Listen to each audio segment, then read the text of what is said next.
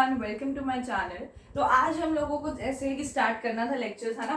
तो हम लोग सबसे पहले स्टार्ट करने वाले हैं अभी चैप्टर 1 अकाउंटिंग टर्म्स। ठीक है, अब अकाउंटिंग टर्म्स पढ़ना बहुत जरूरी होता है, ठीक है।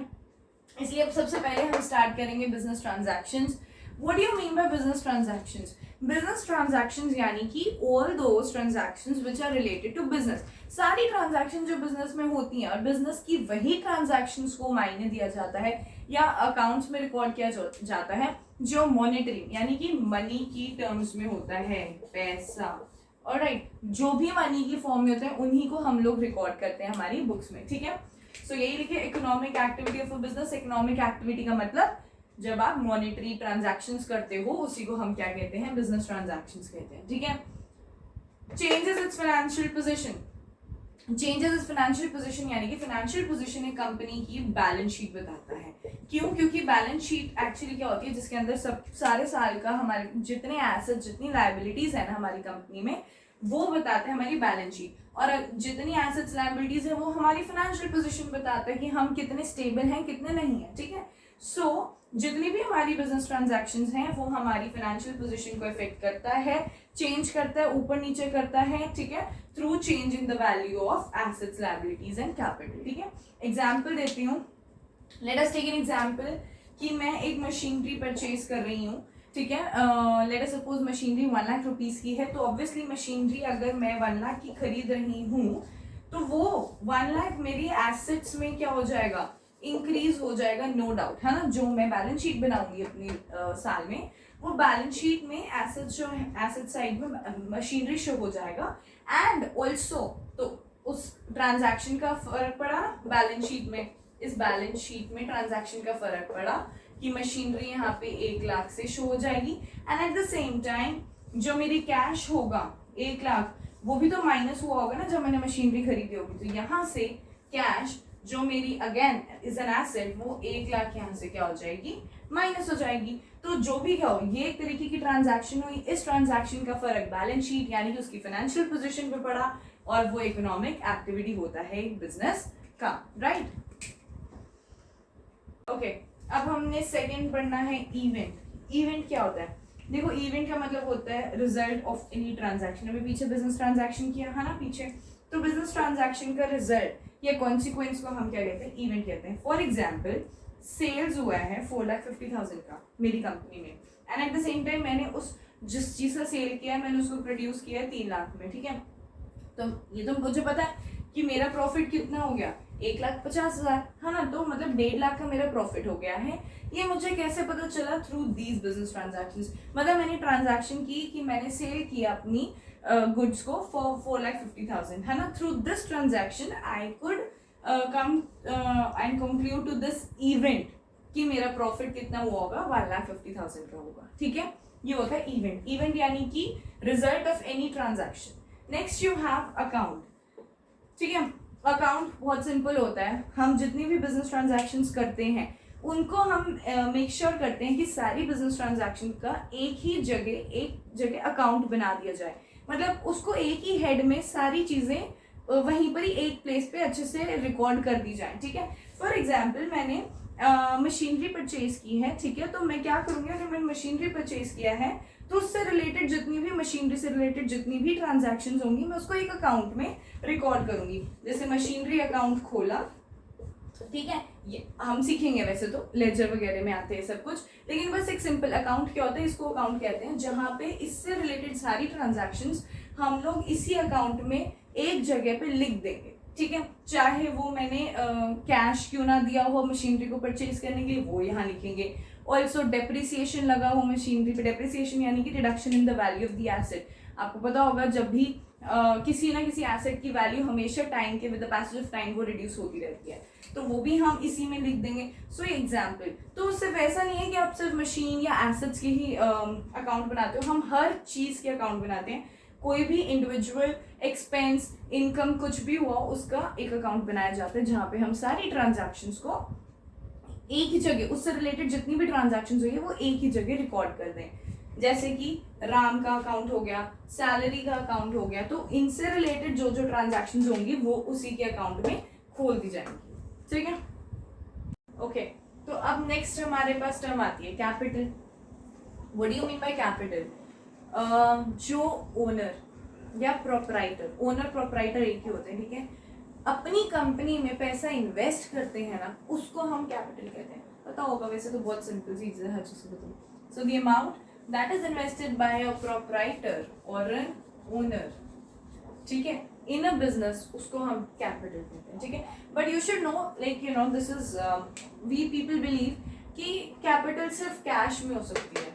ऐसी बात नहीं है. Capital could be in the form of cash, it could be in the form of goods, it could be in the form of assets, it can be in any form, okay. बस जो चीज owner proprietor अपनी business में invest करता है उसको हम capital कहते हैं. That's it. Now this is an equation. Equation means capital जो होता है वो एसेट्स माइनस लायबिलिटीज के इक्वल होता है. अब एसेट्स क्या होती हैं, लायबिलिटीज क्या होती है, इसको भी अच्छे से पढ़ेंगे आगे हम. But this is an equation जो हमें पता होनी चाहिए. बट आप सिर्फ अभी सिर्फ ध्यान में रख लो कि ये कुछ होता है, ठीक है. आगे इसकी क्यों होता है ये हम पढ़ेंगे, ठीक है. बिकॉज अभी आपको एसेट लायबिलिटी का अच्छे से पहले मतलब बता दूं, फिर मजा आएगा समझने में कि ऐसा क्यों होता है, ठीक है. Okay, next is drawings. Now what do you mean by drawings? Let me tell you one thing कि हमारी बिजनेस जो होते हैं ना, I am not talking about the small scale business, I am talking about the large scale business, right. The manufacturing plants where we actually are firm, हमारी firm और हम, मतलब कि मेरी कंपनी है कोई और मैं, दोनों अलग अलग चीज़ें हैं. मतलब मैं ये नहीं कहूँगी कि अगर ये मेरी कंपनी यानी कि मैं उस कंपनी की ओनर हूँ तो वो हम दोनों एक ही हैं. देखो, देखने वालों को लगता है कि हाँ एक है, लेकिन जब हम अकाउंट्स में बात करते हैं ना, जब हम बुक्स प्रिपेयर करते हैं तो हम उसको अलग व्यू से देखते हैं. यानी कि हमारी जो कंपनी है वो अलग है हमारे से. So we both are separate entities. Okay, so this will, I think आपने बिजनेस में पढ़ा होगा ये, ठीक है. But we both of us are separate entities. तो क्या होता है कि ये जो कैपिटल हमारा ओनर, यानी कि अगर सपोज मैं हूँ, ठीक है, मैं ओनर हूँ, मैंने कोई कंपनी खोली है, मैंने उस पर पैसा लगाया था 5 लाख रुपए, ठीक है, तो हमें कैपिटल होगी. उस कंपनी के लिए जो है तो मेरी, लेकिन अदरवाइज कंपनी के अकाउंट्स को जब हम बनाएंगे कंपनी के लिए, मैं एक तरीके की क्या होगी, लायबिलिटी होगी. बिकॉज उसको आगे जो मैंने कैपिटल उसको दिया, उसको वो मुझे पे बैक करेगा ना, बिकॉज मैं, उसने मेरे से क्या किया, लायबिलिटी होगी, उसने उधार पे लिए मेरे से वो चीज, ठीक है. सिमिलरली ड्रॉइंग्स, मैं कंपनी में जाती हूँ अपनी, मुझे अपने पर्सनल प्राइवेट यूज के लिए मुझे कंपनी के ड्रॉइंग में से पैसा निकालना पड़ जाता है, तो वो मेरी ड्रॉइंग्स हो गई. That is called drawings. The cash और the value of goods that are withdrawn by the owner for his personal और प्राइवेट यूज एज वेल, ठीक है, तो उसको हम ड्रॉइंग्स कहते हैं, ठीक है. बस अब लेकिन देखा जाए तो कंपनी जो है वो कहेगी कि you are separate entity and you are coming to take money from me, right. तो वो एक तरह का उधार मैं उससे ले रही हूँ, है ना, तो उस पर इंटरेस्ट पे करना पड़ता है. सो कैपिटल पे जब हम इन्वेस्ट करते हैं हमें इंटरेस्ट ऑन कैपिटल मिलता है कंपनी से. क्यों? क्योंकि वो इंटरेस्ट तो देगा, क्योंकि हमने एक तरीके से उस पर लायबल हो गए कि हमने उसको पैसा दिया है कंपनी को. And at the same time जब हम ड्रॉइंग्स अपने प्राइवेट यूज के लिए, जब मैं कैश विड्रॉ करती हूँ किसी कंपनी, अपनी कंपनी से, लेकिन मुझे क्या देना पड़ेगा, उसे ड्रॉइंग्स पे इंटरेस्ट देना पड़ेगा कुछ, ठीक है. ये चीज होती है. तो जो इंटरेस्ट हम कैपिटल पे देते हैं that is interest on capital, जब हम ड्रॉइंग्स पे इंटरेस्ट देते हैं that is interest on drawings. Okay, अब हमारे पास नेक्स्ट वर्ड है लायबिलिटीज. लायबिलिटीज क्या होती है? हमारी अपनी रूटीन लाइफ में भी लायबिलिटीज बनती हैं कुछ, है ना, होती है कि रूटीन लाइफ में आपकी कोई लायबिलिटी, ठीक है. लायबिलिटी का मतलब कंपनी में भी यही होता है कि वो अमाउंट जो फर्म को किसी आउटसाइडर को अभी देने हैं, पैसे ही होंगे, है ना. तो अब वो लोग क्या होता है कि आपकी लायबिलिटीज बहुत तरीके की होती हैं. आपके पास एग्जांपल देखो, बिल्स पेबल. बिल्स पेबल क्या होता है? कभी कभार कंपनीज एंटर, एक कंपनी दूसरी कंपनी में, you know, both of them enter into bills of exchange. Bills of exchange यानी कि एक बिल्स साइन करना होता है, ठीक है. बिल्स यानी कि bills payable and bills receivable, दो तरीके के बिल्स होते हैं, ठीक है. तो ये हम अभी मैं इसको बिल्कुल डिटेल में नहीं डिस्कस करूंगी, क्योंकि आगे पूरा चैप्टर आएगा बिल्स ऑफ एक्सचेंज का, ठीक है. बट आपको पता होना चाहिए कि इसमें जो बिल्स ऑफ एक्सचेंज में जो बिल्स पेबल है वो हमारी लायबिलिटी होती है, ठीक है. और मतलब जब हमने गुड्स जो है क्रेडिट में जब लेन देन होता है, क्रेडिटर्स भी समझ जाओ। क्रेडिटर्स कौन होते हैं? जिनको हमें पैसा देना है, हमने गुड्स खरीदी होंगी, उधार में खरीदी होंगी, अब उनको पैसा देना है। बैंक ओवरड्राफ्ट क्या होता है? जब हम लोन लेते हैं ना बैंक से for a short period of time, तो उसको बैंक ओवरड्राफ्ट कहते हैं। और बैंक भी उन्हीं को बैंक ओवरड्राफ्ट मतलब देता है जिनकी ट्रस्टवर्दी गुडविल होती है। Okay, now liabilities are of two types, external and internal. एक तो amount that has to be paid to the outsider party, उसको एक्सटर्नल लायबिलिटी कहते हैं। जैसे कि क्रेडिटर्स है ना, XYZ कंपनी से आपने गुड्स परचेज की होंगी, तो अब आपको उसको पहले पैसा देना पड़ेगा ना, तो क्रेडिटर्स। बैंक लोन, आपने बैंक से लोन लिया, ओवरड्राफ्ट भी एक्सटर्नल ही होगा, और दूसरे तरीके बैंक्स भी लोन जब हम लेते हैं तो वो भी एक्सटर्नल लोन है, बैंक अपनी खुद की तो नहीं है ना।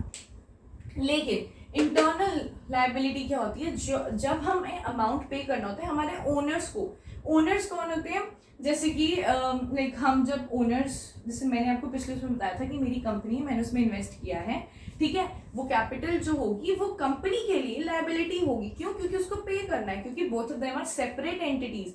मेरी फर्म मेरे से अलग है, ठीक है, तो उसके लिए वो कैपिटल हो जाएगी। तो capital for a company becomes internal liability, ठीक है, कि उसको बाद में पे कर सकते हैं, तो वो इंटरनल लायबिलिटी होगी। And accumulated profits are also internal liability. Got it? Okay, अभी पीछे हमने लायबिलिटीज की दो बाइफिकेशन की थी ना, इंटरनल और एक्सटर्नल। एक और बाइफिकेशन, इसकी सेकंड टाइप की बाइफिकेशन होती है लायबिलिटीज की। एक होती है नॉन करंट लायबिलिटीज और दूसरी होती है करंट लायबिलिटीज। देखो, नॉन करंट लायबिलिटीज कौन सी होती है? Non current liabilities are those liabilities जो हमारी आने वाले कुछ टाइम बाद ड्यू होगी, ठीक है, कि हम थोड़ी देर रुक सकते हैं, यानी कि साल से ज्यादा होती है नॉन करंट लायबिलिटीज की, for more than so many years, ठीक है, तो उसको लॉन्ग पीरियड के लिए जब हम बात करते हैं तो नॉन करंट लायबिलिटीज होती हैं वो। जैसे कि डिबेंचर्स, लॉन्ग टर्म लोन्स, ठीक है। डिबेंचर्स क्या होते हैं? हम लोग ना मतलब कंपनीज जो होती हैं वो डिबेंचर्स इशू करती हैं अपना पैसा रेज करने के लिए, ठीक है। कई बार शेयर होल्डर्स होते हैं, शेयर्स इशू करती है, डिबेंचर्स इशू करती है, वो हम आगे पढ़ेंगे, वो आपको पता चलेगा धीरे धीरे। लेकिन जो डिबेंचर्स होते हैं ना, जो डिबेंचर होल्डर्स होते हैं, वो एक तरीके हमारे लायबिलिटी बनते हैं, ठीक है, बट वो हमारे नॉन करंट लायबिलिटीज हैं, क्योंकि वो लोग हमें पैसा इन्वेस्ट करते हैं हमारी कंपनी में, लेकिन वो लंबे समय के लिए इन्वेस्ट करते हैं, तो हम उनको जो इंटरेस्ट पे करते हैं ना डिबेंचर्स पे, वो हम लंबे टाइम बाद पे करते हैं along with their of course principal, along with their interest, ठीक है। और लॉन्ग टर्म लोन्स, अगर हम जो लोन्स ले ही रहे हैं लॉन्ग टर्म के लिए, 10 साल के लिए अगर मैं बैंक से लोन ले रही हूँ, ठीक है, FD वगैरह कराते हैं, वो भी for a long period of time होता है, तो वैसे भी तो वो नॉन करंट लायबिलिटीज होती हैं कंपनी के लिए, ठीक है।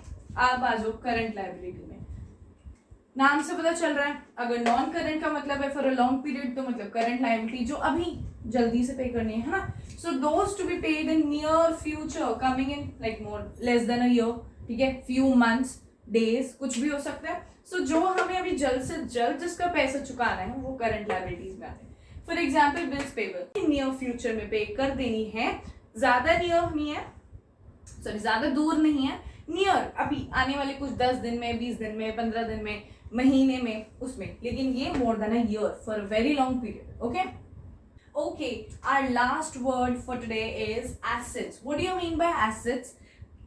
हमारी पोजेशन, ठीक है, जिसको हम लोग यार एसेट हमारा क्या होता है कि ये मेरा एसेट है, मतलब उसको यूज करके हम कुछ प्रोडक्टिव बनाते हैं, तो एसेट्स भी वही होती है, इनको यूज करके हम कुछ प्रोडक्टिव बना के फिर उसको आगे क्या करते हैं, सेल करते हैं, और फिर क्या करते हैं, पैसा कमाते हैं, right. This is what it is. So assets भी यही होती है, द पोजेशन और the property of a business enterprise, ठीक है, वो एसेट्स जो उसको अर्निंग यील्ड अर्निंग में बहुत ज्यादा हेल्प करता है, उसको हम एसेट्स कहते हैं, possession of the properties.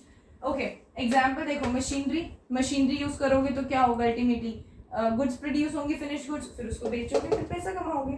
Cash in hand, उसी कैश से आप लोग क्या करोगे, परचेज करोगे आने वाली और चीजों को, ठीक है, लैंड एंड बिल्डिंग कुछ भी हो सकता है। स्टॉक, इसी स्टॉक इज आवर एसेट, ठीक है, स्टॉक को ही तो आप बेचोगे ना। बिल्स रिसीवेबल, ओके, मैंने बिल्स ऑफ एक्सचेंज का भी आपको बताया था चैप्टर, जिसमें बिल्स पेबल और बिल्स रिसीवेबल दोनों हम अभी पढ़ेंगे आने वाले कुछ चैप्टर्स में। बट बिल्स पेबल आपको पता होना चाहिए, bills payable is are liability for the company, and at the other hand bills receivable जो होता है that is the asset of a company. और ये बिल्स रिसीवेबल पेबल कहाँ आता है, एक बिल्स ऑफ एक्सचेंज साइन किया जाता है दो कंपनीज के बीच में, ठीक है। जब गुड्स परचेज की जाती हैं या सेल की जाती है, एक तरफ से परचेज की जाएगी, दूसरी तरफ से वही सेल होगी, है ना। तो उस टाइम पे वो एक बिल्स ऑफ एक्सचेंज जो होता है वो बिल्स रिसीवेबल हो जाता है एक एंड से, एंड दूसरे एंड से वो बिल्स पेबल हो जाते हैं। ये वैसे पूरी डिटेल में हम आगे पढ़ेंगे, पूरा चैप्टर आएगा, ठीक है, 11th में ही। तो बस अभी फिलहाल के लिए आप एग्जाम्पल के तौर पे याद रख सकते हो, ठीक है। फिर अब बाइफिकेशन लाइबिलिटीज में जब की थी तब भी नॉन करंट और करंट की थी, यहाँ पे भी एसेट्स में नॉन करंट और करंट आती है। नॉन करंट यानी कि वो एसेट्स होंगी जिसे अभी हमें बहुत ही लंबे टाइम के लिए यूज करना है, अभी उसको हमें अभी छोड़ना नहीं है, डिस्ट्रॉय नहीं करना है, ठीक है, to be use for a very long time. And on the other hand if you talk about the current assets, these are those assets which are meant for sale, okay, or they have to be converted into cash within a year. That means if you have to sell this stock, जब आप ये stock को बेचोगे तो आपके पास पैसा आएगा, और बंदा स्टॉक को जल्दी से जल्दी बेचना चाहेगा ना, हर कंपनी चाहेगी भाई उसकी स्टॉक जल्दी से जल्दी बिके, ठीक है। तो stock is a part of current assets, याद रखना, meant for sale, okay। So this you should know these things, and you should know that these non-current assets are further classified into two, क्योंकि non current assets tangible assets भी होती हैं, intangible भी होती हैं, but ये है non current, बहुत लंबे टाइम के लिए यूज करनी है। मैं अगर टैंजिबल की बात करती हूँ, टैंजिबल का मतलब क्या होता है, ग्रामर में भी पढ़ते आए हैं, with things which can be seen and touch, ऐसी assets which can be seen and touch, they are tangible assets, alright. For example machinery, land and building, बहुत सारी चीजें होती हैं, और ठीक है, तो वो सारी टैंजिबल एसेट्स में आती हैं। And at the same time intangible assets यानी कि वो चीजें जिनको हम देख नहीं सकते हैं लेकिन सिर्फ फील कर सकते हैं, तो उनको इनटैंजिबल एसेट्स कहते हैं, लेकिन ये भी non current for a long period के लिए होती हैं। Now example, copyrights, patents, goodwill, ये सारी चीजें इनटैंजिबल एसेट्स होती हैं, है ना। आपकी कॉपीराइट, पेटेंट्स आपकी खुद की कंपनी की, मतलब आपने कैसे उस चीज को प्रोड्यूस किया है आप किसी को नहीं बताना चाहोगे ना, वो आपकी एसेट है। गुडविल आपने खुद कमाई है इतने लंबे पीरियड से, ठीक है, तो वो क्या बना, नॉन करंट एसेट ही हुआ आपका, ठीक है, बट वो टैंजिबल नहीं, इनटैंजिबल टाइप का हुआ, ओके। ओके, अभी हमने दो क्लासिफिकेशन कर ली है एसेट्स की, कि एक होती करंट और एक होती नॉन करंट। बस अब छोटा सा रह गया टॉपिक, वो है फिक्टिशियस एसेट्स की। फिक्टिशियस एसेट्स क्या होता है, देखो बुक्स में मेंशन होती है और हमें पता भी नहीं चाहिए। फिक्टिशियस एसेट्स वो सारी एसेट्स होती हैं जो हम कैश में नहीं कन्वर्ट कर सकते, ठीक है, which can not be realised in cash and no further benefit can be derived from these assets. मतलब एक बार इनको अगर खर्चा कर लेते हैं ना इन चीज़ों के ऊपर, तो आपको मतलब इमीडिएट बेनिफिट या नहीं मिलेगा। फॉर एग्जाम्पल एडवर्टीजमेंट एक्सपेंसेस, देखो एडवर्टीजमेंट एक्सपेंसेस क्या होते हैं, हम लोग एक्सपेंस, हमारा क्यों एसेट चाहिए, क्योंकि हम जब एडवर्टीजमेंट करते हैं तो ह्यूज अमाउंट की कॉस्ट इनकर करते हैं, है ना, तो ताकि हमारा प्रोडक्ट, हमारी जो भी चीज़ हमें एडवर्टाइज करनी है उसकी सेल ज़्यादा बढ़ जाए, तो ऑटोमेटिकली कंपनी को होना तो फायदा ही है उससे, राइट, कंपनी का फायदा होगा। But at the same time these expenses are not any particular type of assets, they are treated as fictitious assets, ठीक है, जिसको आप कैश में भी नहीं कन्वर्ट कर सकते हो। एक और एग्जांपल है दैट इज P&L का debit balance. Debit balance P&L का मतलब होता है लॉस,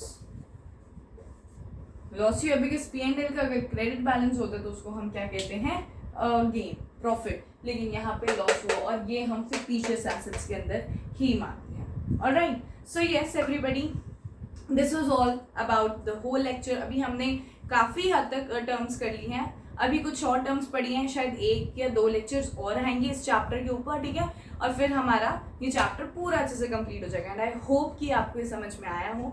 अगर आपको कोई डाउट होता है आप लोग मुझे डाउट में पूछ सकते हैं, कि कमेंट आप कमेंट्स में डाल दीजिए, मैं उस पर भी आंसर करने की बहुत जल्दी कोशिश करूँगी, ठीक है। And also if you like my video please उसको लाइक कर देना, शेयर कर देना, और बिल्कुल सब्सक्राइब ज़रूर कर देना, ताकि सारी आने वाली मेरी वीडियोस, बिकॉज अब मैं एक से बाद एक के बाद वीडियोस डालती जाऊंगी, और अगर आपको अपना सिलेबस जल्दी से जल्दी ख़त्म करना है समझ के, तो आप मेरी वीडियोस को रिकमेंड ज़रूर कर सकते हो, ठीक है। Thank you.